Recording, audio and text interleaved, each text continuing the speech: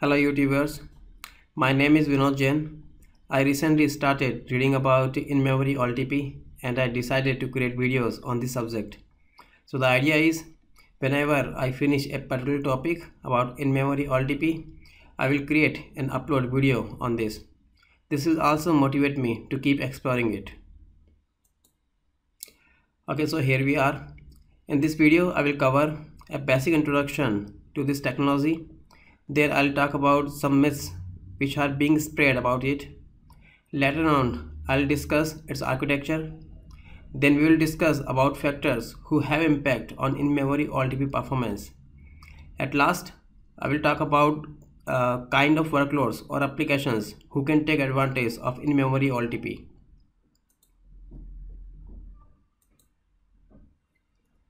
The in-memory OLTP or in-memory processing engine was originally released with SQL Server 2014 and then updated in SQL Server 2016 to remove initial limitations on the amount of data it could handle and add support for various T-SQL programming functions that were not part of the first release. In-memory OLTP is one of many SQL Server initiatives to take advantage of plentiful memory and processor cores. It is optimized for OLTP applications. In last section of this video, I will share more information regarding type of applications or type of workloads where in-memory OLTP is more suitable. In-memory OLTP is built around two core components: memory optimized tables and natively compiled store procedures. Memory optimized tables store their data into memory using multiple versions of each row. While creating memory optimized tables, you can specify whether the data should be durable or not. If you create non-durable memory optimized tables, only table schema will be durable and SQL Server will not store data on disk. Data will always be on memory only. In case of server restart, you will lose all your data. If you create durable memory optimized tables, data will always be in memory, but SQL Server will also write data on disk as well. So you will not lose the data in case of server restart. Natively compiled store procedures are pre-assembled set of T-SQL statements that can be called by different applications.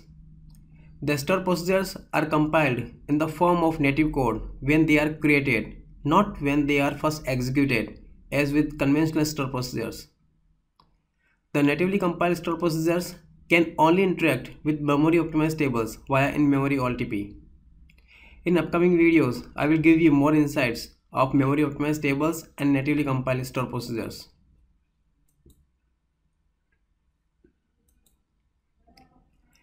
Many people think that in-memory OLTP is like DBCC pin table. No, it is not. DBCC pin table was a feature available in older versions of SQL Server that would not remove any data pages of a pin table from memory once those pages were read from disk.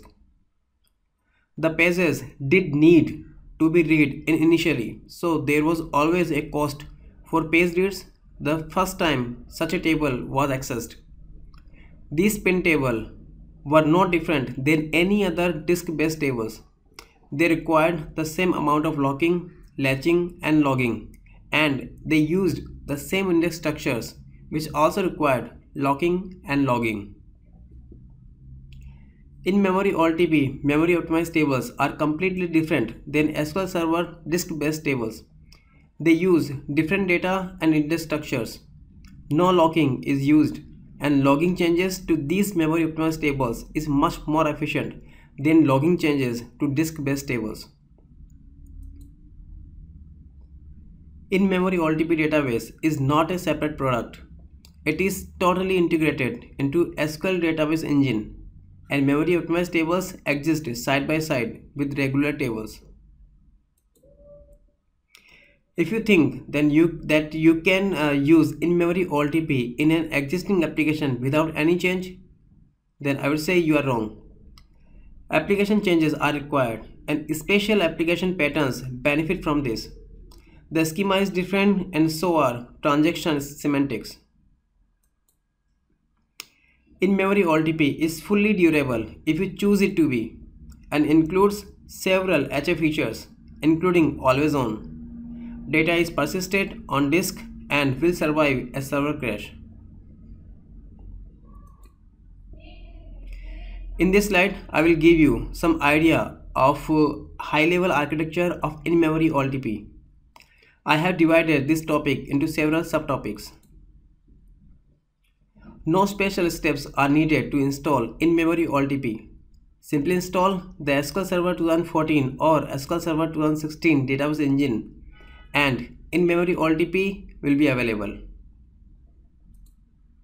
The same SQL Server database can have both traditional disk-based tables and new memory optimized tables. This means the size of the database is not restricted by the available memory. To optimize the performance of a database application, only the frequently accessed hot part of the data needs to be memory optimized. The remainder can stay on disk. As I mentioned earlier, in-memory OLTP is built around two core components, in-memory tables and natively compiled store procedure. Once created, memory optimized tables, indexes and natively compiled store procedures are reflected in the database metadata, which means you can find them in familiar catalog views such as systables, sysindexes and so on. In addition, in-memory OLTP objects inherit the permission model of SQL Server, so you manage permissions and security for the new object in the same way as you would do for any other object in the database. Under the covers, memory optimized tables are stored in file stream storage, not in regular SQL tables, as the structure of pages are different than normal tables and I/O is primarily sequential I/O. Memory optimized tables can be accessed using the familiar select, insert, update, delete, merge TSQL statements. You can access them from ad hoc queries, store procedure, triggers, views, table value functions, etc. In addition, you can access both memory optimized tables and disk-based tables in the same query. You can, for example, define a view that contains a join or a union of a memory optimized tables and a disk-based table. Note also that the new natively compiled store procedures have some limitations. For example, you cannot access disk-based tables from natively compiled store procedure. Memory optimized tables and natively compiled store procedures are fully transactional, like the traditional tables and store procedure in SQL Server. Transactions on memory optimized tables provide the usual ACID guarantees.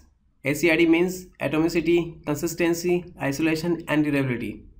The first three guarantees, which are atomicity, consistency and isolation, are provided by the in-memory OLTP engine. Durability is guaranteed through the transaction log. All operations on memory optimized tables are logged in transaction log. A SQL Server database has a single transaction log that contains log record for both the disk-based and the memory optimized tables in the database. Transactions in SQL Server can access both memory optimized tables and disk-based tables. Memory optimized tables use a new transaction model for memory optimized tables to avoid locking and blocking and allow very good scalability. Memory optimized tables and natively compiled store procedures can be accessed and managed using the same tools as you would for traditional tables and procedures. For example, you can use SQL Server Management Studio to manage the database and issue ad hoc queries, and use integration services to load data. DMVs and performance counters are extended to work with the new in-memory OLTP engine to allow monitoring and troubleshooting, similar to how you would monitor and troubleshoot the traditional SQL Server engine. SQL Server client tools such as SQL Native Client and Ario.NET SQL Client use the TDS protocol to communicate with SQL Server. As per Microsoft, they did not make any change to TDS for supporting in-memory OLTP. This means that you can use existing client tools to access memory optimized tables as well as natively compiled store procedures. This is the existing architecture of traditional tables. Traditional tables take space on file group and they have impact on transaction log during data operation. If table also have indexes, then same way they will get stored on a file group and have impact on transaction log. When client applications access these tables, data and relevant index structures comes into buffer pool. Starting from SQL Server 2014, we now have memory optimized tables and indexes and file stream file group to store memory optimized objects. Indexes on memory optimized tables never take space on file group, and index operations also have no impact on transaction log. Transaction log is common for memory optimized tables and traditional tables. Memory optimized tables can be accessed using normal queries, which is known as query interop. Or you can access them using natively compiled store procedure, which is always gives better performance. Non-durable tables exist only in memory.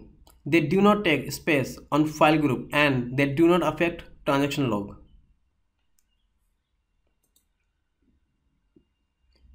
The following factors will affect the performance gain that can be achieved with in-memory OLTP. An application with many calls to short store procedure may see a smaller performance gain compared to an application with fewer calls and more functionality implemented in each store procedure. In-memory OLTP achieves the best performance when using natively compiled store procedure rather than interpreted store procedure or query execution. Store procedures that execute other store procedure cannot be natively compiled.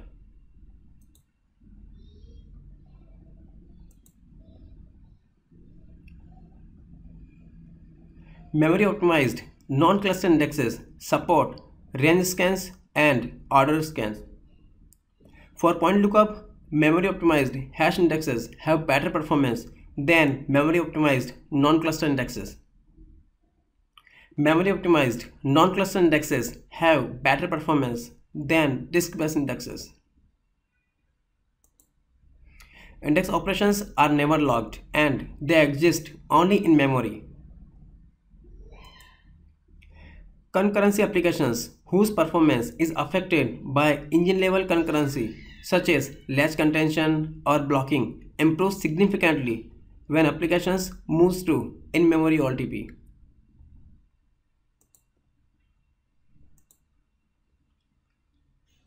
CPU natively compiled store procedure can lower CPU usage significantly because they require significantly fewer instructions to execute a T-SQL statement compared to interpreted store procedure. The amount of hardware required by in-memory OLTP can help reduce the hardware investment in scaled out workloads because one server can potentially deliver the throughput of multiple servers. If you are suffering from an I/O bottleneck from while processing data or index pages, in-memory OLTP will reduce the bottleneck.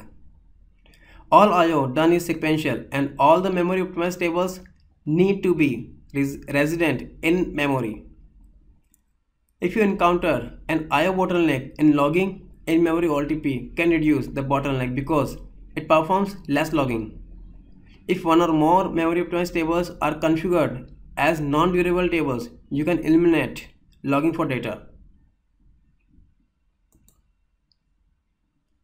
On this slide, I'll give you an idea about type of workloads that Microsoft recommends for use of in-memory OLTP. Applications with high data insertion rate coming from multiple concurrent corrections are more suitable for in-memory OLTP. In-memory OLTP is best at boosting the performance of applications with short-running transactions. To optimize the performance of a database application, only the frequently accessed hot part of the data needs to be memory optimized. The remainder can stay on disk. So the first rule is frequently accessed data should fit in memory. All in-memory OLTP is best suitable for those applications who are suffering from locking and latching bottlenecks. Because natively compiled store procedure gives better performance than interop queries, if applications is already using store procedures to access tables data, it will make your life easy. And because you cannot access traditional tables in natively compiled store procedure, you will need to modify code in such a way that it will access memory optimized tables and traditional tables in separate batches.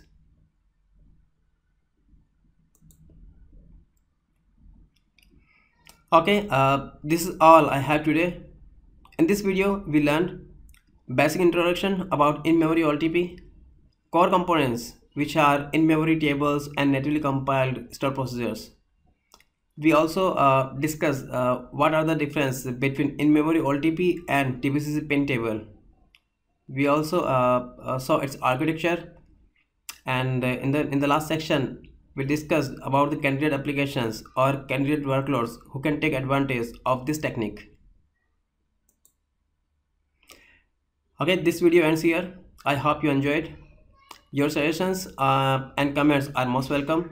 If you have any question, please let me know in the comment section, and please subscribe.